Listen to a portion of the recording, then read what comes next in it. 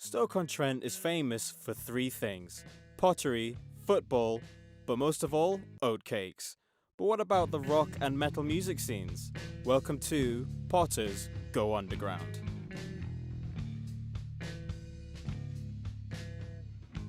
Brunswick Street, Hanley, home to Stoke's nationally acclaimed independent alternative music venue, the Sugar Mill.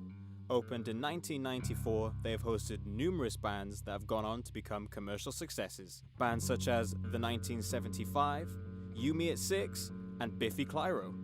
So why do they support rock and metal music? We just like it. It's the perfectly honest answer. We're an independent venue, so we're staffed exclusively by music fans.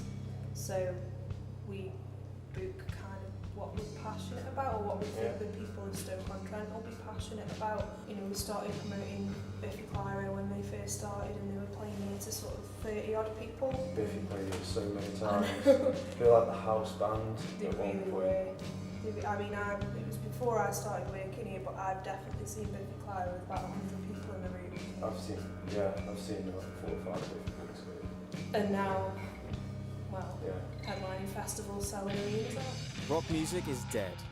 Or at least, that's what some people would have you believe. But does the Sugar Mill think rock and metal is dead? Or is it alive and kicking? No, it's quite a simple answer.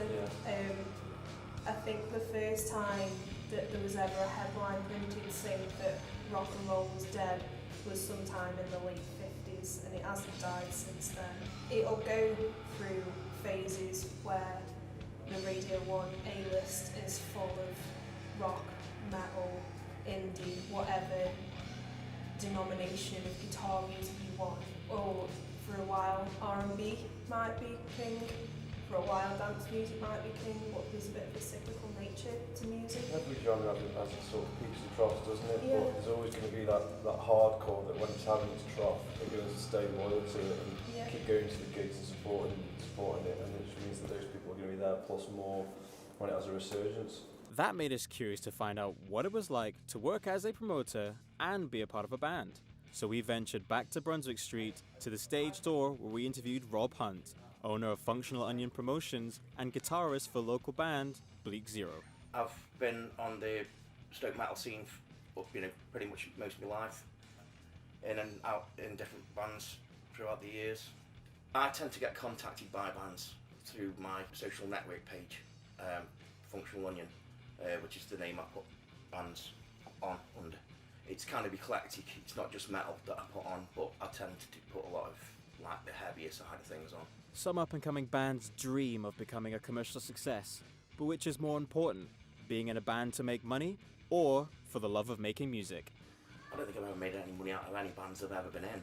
You do it for the love of it at the end of the day. It's not about going out there and getting signed by some major label, because, once you start doing that, you become part of that machine. And I think that in general, over the last few years, things have dramatically changed in popularised music scenes, especially with metal, because there's so much diversity within the genre.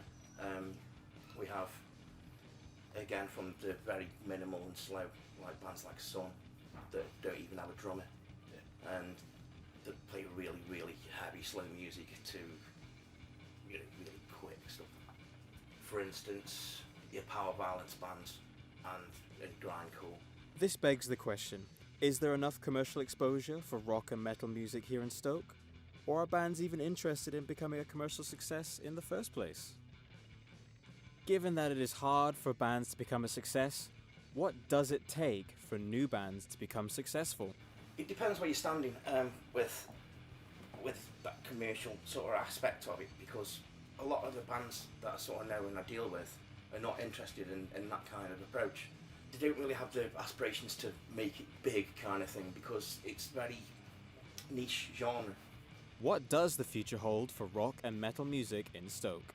I think it's constantly changing. You get a lot of retrospective genre, like the new sort of wave of black metal bands that are coming about now, and I think that it'll constantly keep moving and progressing, especially on the more extreme side of things, because the timing of signatures get really absurd at times.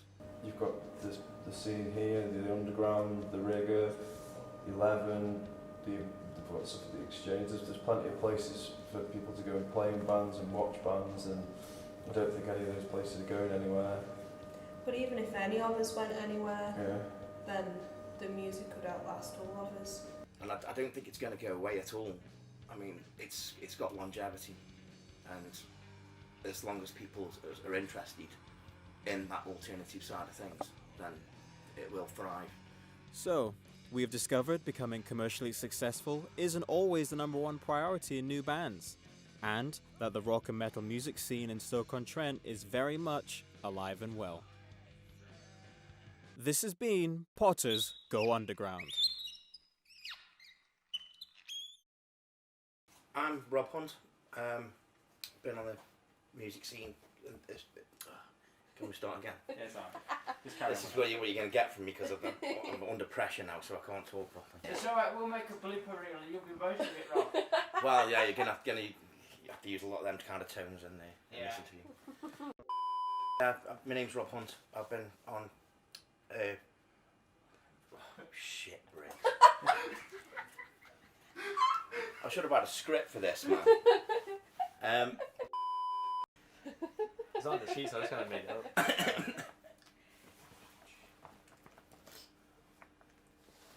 So what do you think the future holds for the rock and metal scene in Stoke?